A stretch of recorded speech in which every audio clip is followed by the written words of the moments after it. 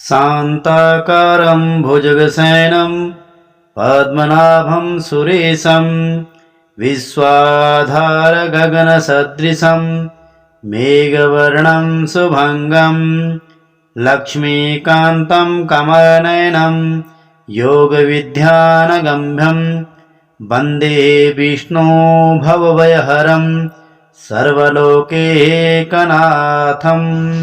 बोले नारायण भगवान की जय। आइए अब हम आपको कार्तिक मास के 34वें अध्याय की कथा सुनाते हैं। सूत जी कहते हैं कि यदि किसी में उद्धापन की शक्ति ना हो तो ब्राह्मणों को भोजन करा दें। यदि ब्राह्मण ना मिले तो गौ का पूजन कर ले। यदि गौ भी ना मिले तो पीपल अथवा बट वृक्ष का पूजन कर ले। यह सुनकर ऋषि पूछने लगे कि हे महाराज, वृक्ष तो सभी समान हैं, फिर पीपल तथा बट वृक्ष को क्यों श्रेष्ठ माना गया है? तब श्री सूत जी ने कहा कि पीपल विष्णु का, वट शिव का तथा पलाश ब्रह्मा का रूप है। फिर ऋषियों ने पूछा कि ब्रह्मा विष्णु तथा महेश शिव यह सब वृक्ष भाव को कैसे प्राप्त हुए? यह सुनकर सूत जी कहने लगे कि ऋषियों, एक समय शिवजी पार्वती जी सहित एकांत में विराजमान थे कि उस समय देवताओं द्वारा भेजे गए अग्निदेव द्वारा उनके एकांतवास में कुछ विघ्न उपस्थित हुआ। तब पार्वती जी ने क्रोधित होकर देवताओं को श्राप दिया कि तुम वृक्ष रूप हो जाओ।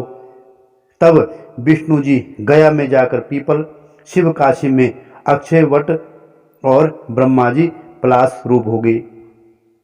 तभी से पीपल और बट का पूजन होता है। तभी ऋषियों ने पूछा कि रविवार को पीपल का पूजन नहीं होता और शनिवार को अवश्य होता है, इसका क्या कारण है? सो कृपया करके हमसे कहिए। श्री सूत जी कहने लगे कि ऋषियों, समुद्र मंथन के समय जब 14 रत्न उत्पन्न हुए थे तब श्री विष्णु भगवान ने कौस्तुभ मणि तथा लक्ष्मी जी को स्वयं ग्रहण कर लिया। जब भगवान लक्ष्मी जी के साथ विवाह करने लगे तो लक्ष्मी जी ने कहा कि भगवान, मेरी एक बड़ी बहन भी है जिसका नाम दरिद्रा है, अतः पहले उसका विवाह होना चाहिए। विष्णु जी ने लक्ष्मी जी के ये वचन सुनकर उनकी बड़ी बहन ज्येष्ठा उदालक ऋषि को सौंप दी। ज्येष्ठा दरिद्रा का काला रंग तथा लाल नेत्र, बिखरे बाल थे। उदालक मुनि भगवान की आज्ञा मानकर दरिद्रता को अपने आश्रम में ले गए। वहां आकर दरिद्रा ने देखा कि आश्रम में वेद पाठ तथा हवन हो रहा है। यह देख उसने मुनि से कहा कि मैं यहाँ पर नहीं रह सकती। जहाँ पर चोरी, यारी तथा ब्राह्मणों का अपमान होता है, मैं वहाँ पर रह सकती हूँ। उसकी यह बात सुनकर उदालक ऋषि अति दुखित हुए और उसको वहीं पर छोड़कर चले गए और कह गए कि मैं तेरे लिए कोई स्थान देखकर आता हूँ। दरिद्रा ने बहुत देर तक ऋषि की प्रतीक्षा की, किंतु उनके न आने पर वह रोने और चिल्लाने लगी। तब लक्ष्मी जी ने भगवान से कहा कि हे भगवान, बहन दरिद्रा ऋषि द्वारा त्याग किए जाने पर अत्यंत दुखी होकर रो रही है, अतः पहले आप उसे जाकर शांत कीजिए। तब भगवान लक्ष्मी जी सहित वहां पर आए और कहने लगे कि तुम पीपल में निवास करो। पीपल हमारा ही अंश है।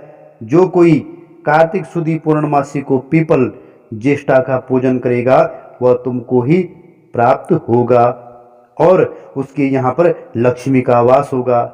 जो शनिवार को तुम्हारा पूजन करेगा और सूत लपेटेगा उसके समस्त मनोरथ सिद्ध होंगे, परंतु दूसरे दिन अर्थात रविवार को जो तुम्हारा स्पर्श करेगा वह दरिद्री हो जाएगा। इतना कहकर भगवान अंतर्ध्यान हो गए। सूत जी ने कहा कि जो कोई यह कथा कहता है, सुनता है, सुनाता है, उसको प्रयाग तथा बद्रिकाश्रम तीर्थ जैसे फल प्राप्त होते हैं। बोलिए नारायण भगवान की जय। सर्वे भवन्तु सुखिनः, सर्वे सन्तु निरामया, सर्वे भद्राणि पश्यन्तु मा काचित् दुग्भाग् भवेत्।